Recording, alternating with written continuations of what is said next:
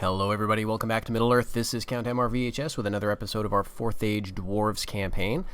And it's the AI's turn, and Dunland has sent an emissary with an offer of a ceasefire. You may recall the last episode, Dunland attacked and successfully assaulted the fortress of Dwarven, where we had been training Dwarven blunderbusses. They took that from us, but this turn they want a ceasefire, so let's see how much they want it. Haha. Alright, well now let's see how long this lasts. Oh. What you doing, Rohan? Nothing? Okay. Alright. Alright. So, we have that again. And isn't that nice? And look. They even gave us some units, even a unit of Dwarven blunderbusses, which we can train because all the infrastructure is still there. So we'll absolutely be training these guys up again. We'll queue up another one. We've got a little bit of population. Put that on low taxes as normal to help that grow. And so we may be in a better position than we were before if we can get some more of the blunderbusses built up. If the Dunlandings decide that was a mistake. So I want to check out the diplomacy there. They are at war with several factions. They're probably feeling the pressure from nearly losing Dunfreka to Rohan, but they've actually got a large army around into Rohan's territory. We'll see how that does. I actually wouldn't mind Dunland doing really well and taking some of this from Rohan, but I don't think it's going to happen, especially now that I'm kind of blocking the pass for them. So, that's good to know. Even though we kind of share a border here, it's across a river, so I wonder if that kind of tells the AI we're not really bordering because they can't really get to me. You know, there's no crossing here. They would have to march through Tharbad's 2 territories to even get over here. So, we didn't really share that much of a border, so that may have made them more open to peace, and they must not value that settlement very much, even though it really is the keystone of that settlement. So Dwarven has been having some sabotage. So we'll restore that. Probably an elven agent, I want to say. I don't see... These are all just emissaries around here. So, I mean, it could be from any of the other factions, but the elven ones are probably the ones that are more skilled. I'll go ahead and train a scout. I can afford it. Alright, very good. So we've got Dwarven back, we've got the population to keep cranking out the blunderbusses, and maybe we won't lose it quite so badly next time they attack. So I'm going to go ahead... Oh, what do I want to do here? Tell you what, let's... Okay. Go ahead and put this under siege. Build all the rams that we can. We're still making a significant amount of money. And we can't really train anything here except more bows, and I don't really want them. So we'll hold off for a turn or two there.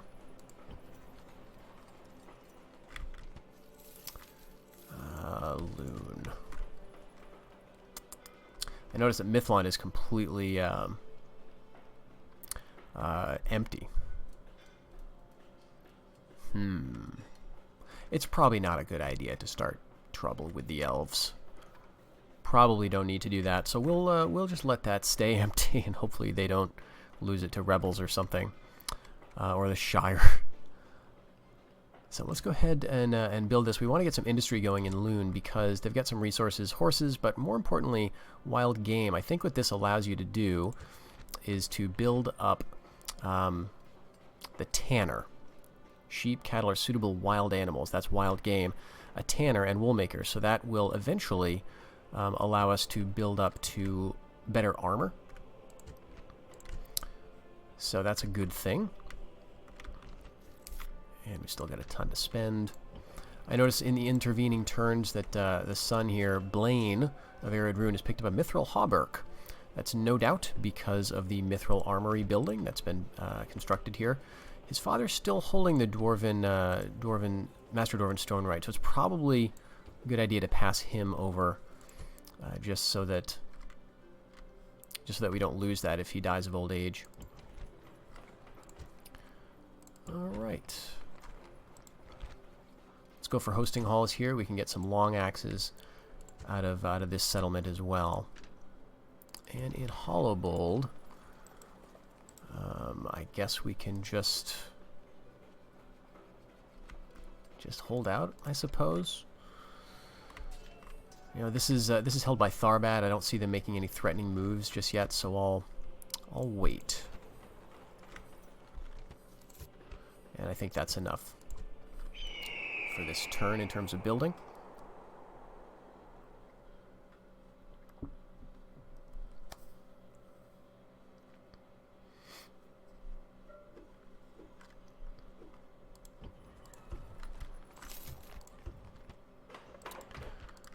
Alrighty. So we could take Ettendale, and I think that is probably what we want to do. Rivendell finished this, not the Outland Dominion, but the Eriador Outlands. So now we can start improving the population, and eventually we can train some hirelings out of here. It's going to be fairly limited, I think, hireling spears and then hireling guards, but it's better than nothing. And we also, in these places, get to build city development, not just in Rivendell, but in all our Mannish settlements. I don't think we've done this yet. So specialization buildings are something that the dwarves and the elves can only build in their Mannish territories. These have 4 options: weaponsmiths, guildmasters, mercenary halls, and slipways. This requires a harbor, and I think that harbor has to be pre-built. I don't think the dwarves can build those naturally. So this is the only way you can get boats. You need to get a coastal Mannish province that has a port or a harbor, and then build this specialization building. Mercenary halls we won't be able to build because we're not in a Northman province. So it's going to be weaponsmiths or guildmasters. Weaponsmiths are going to increase the weapon quality, and or we could go with guildmasters, which organizes and encourages trade throughout the kingdom. So not just this one realm. It's hard to say which one of these would be better. We're probably not going to be training many guys out of here, but on the other hand, I don't think Rivendell is going to do a lot in terms of trade. It's 54 in trade tariffs right now. So, you know, maybe this would be a good thing to do because it does benefit the entire kingdom. But before I do that, I want to get population going. So let's do that. That's gonna, actually, I don't know if that'll help, but it is going to help a little bit in terms of our income, just a tiny bit, and it will eventually help with population. Actually, I think trade houses are going to just straight up help. So let's go with that. That'll allow us to get the wayposts and everything. So let's do a quick save here. What are we, episode 9?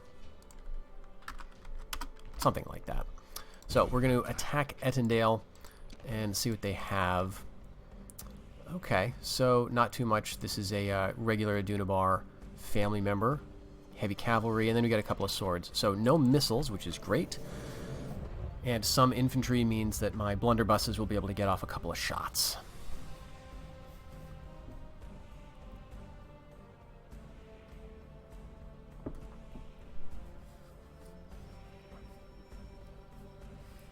And we've also expanded slowly enough that the public order shouldn't be too bad here, because we've taken the time to build up our Dominion buildings.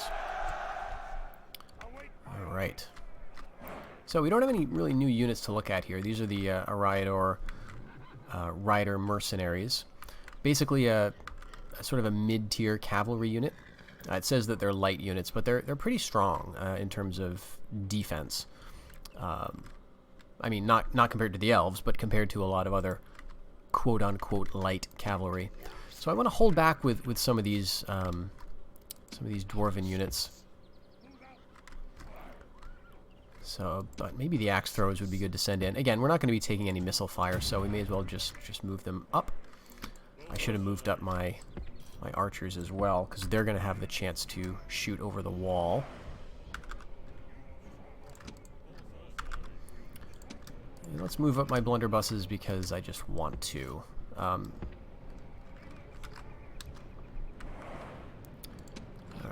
Everyone else can drop the rams.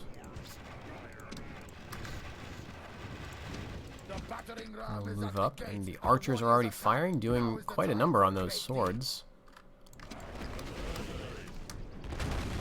Your warriors have broken the gate. The way is open. Let your men kill all the cowards inside.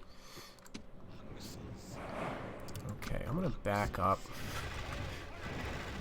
You can see these guys are firing already. I love the smoke effect. Where's my 6th blunderbuss unit? There they are.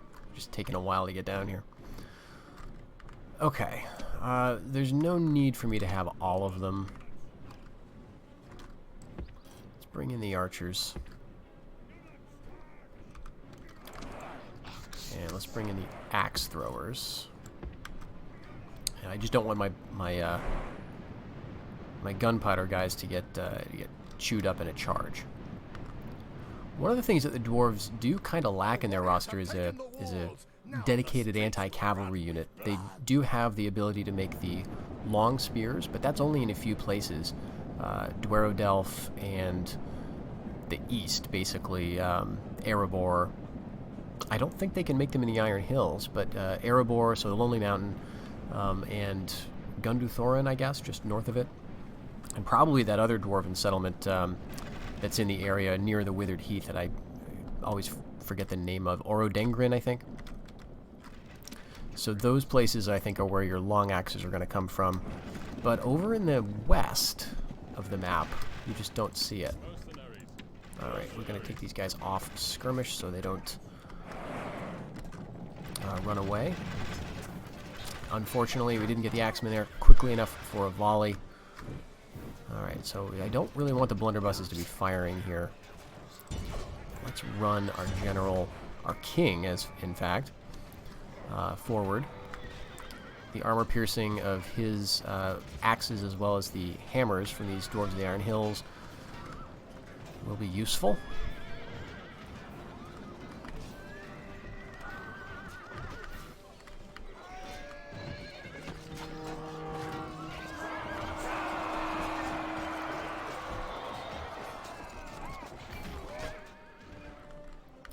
This again is one of the newer Dunedanic settlement battle maps. It doesn't feature the hill. This is kind of like a minor settlement. It's not one of the strategically placed ones that are easier to defend. So this is the sort of the typical battle map of what you can expect from most Dunedanic settlements or towns. So here we go. Get them down to 3, 2, 1, and there goes the general. Great. So, you know, this is such close quarters. I'm a little hesitant to bring the blunderbusses in here where they're really not needed. Where you want to have them is where you can sort of get units engaged and then bring them around to the flank, or have them being defensive and kind of waiting for an attacking infantry unit to slowly march towards them. And the other thing is their morale debuff is not going to be useful here because these guys are going to stay inside the plaza. So no sense in getting them involved here, unfortunately.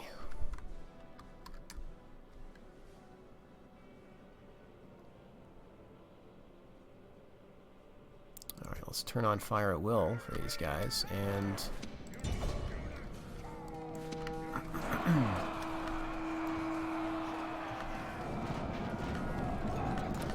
we do want to be using our general's unit to try to soak up the hits. Because these guys will come back after the battle, kind of replenish, whereas the other units won't.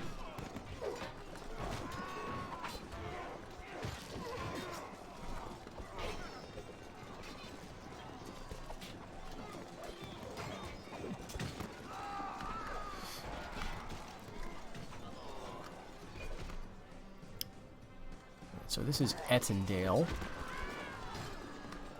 and we should expect a big army coming to attack us here as soon as we get this. Alright, let's just end the battle here. We didn't lose anybody.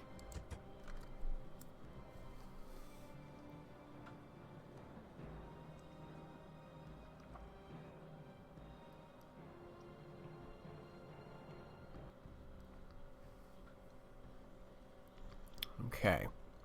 We shall rule. And the population is drained here. Just as well, I guess, because that'll make the public order a little easier to hold on to. Again, this guy, my king, I'm going to want to use him out in the fight. He's not going to be a good governor anyway, so we're not going to stick around here. Unfortunately, that means public order here is going to suffer. Do I have any... I can't make any spies around here. So, tell you what, I think we're going to have to bring this guy up. Because I am going to want to have more intelligence in the area. We do have a spy right here, actually. But he's kind of needed to keep an eye on all of this nonsense. Fortunately, these units don't look very threatening. A lot of these spearmen, the archers are going to be a problem. And over here, you know, again, the archers are the biggest concern. Hopefully they've used up some of their scariest units, like the trolls. Although it would be kind of cool to see a troll versus dwarf battle. Okay, so let's smash some stuff. Get rid of these shrines of the shadow. Now, this place is 100% cultic. So, getting rid of this, well, we're going to have to do it, right? And we do want to keep this. Policy building does nothing for us, so that we just get rid of that easily enough.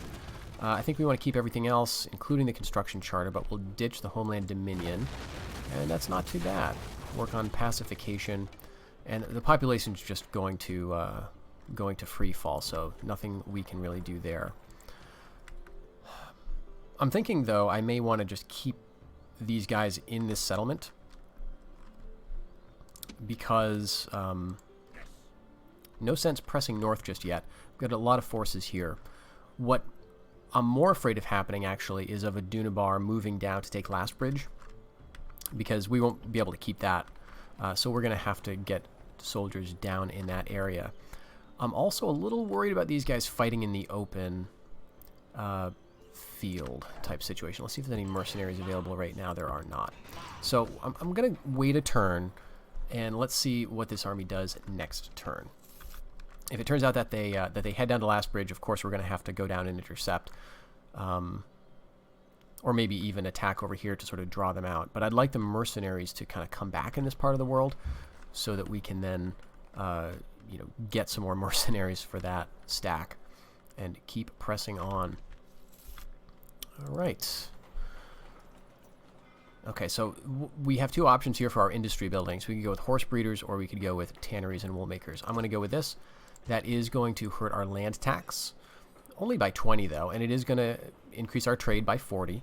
It's also going to increase our mismanagement by 10. So we're only making a net of like 10 million a turn by building this, but eventually we'll be able to improve the armor of the troops that are trained here. So I think that will be worth it. A couple more turns. I'll squeeze another melee unit out of this, and then we'll send these guys east. Depending on how things look in terms of Dunabar's armies. If they've got big stacks hanging around here, we may take our time. But it looks like a Dunabar is kind of in a hunkering down phase. So I'm not seeing big armies roaming too far from their territory, so that's pretty interesting. Okay, Nerg Zagil has finished the goldsmiths, so we're going to go on to the next thing, which is this way station. I did hand the Master Dwarven Stonewright over to Blaine. All right.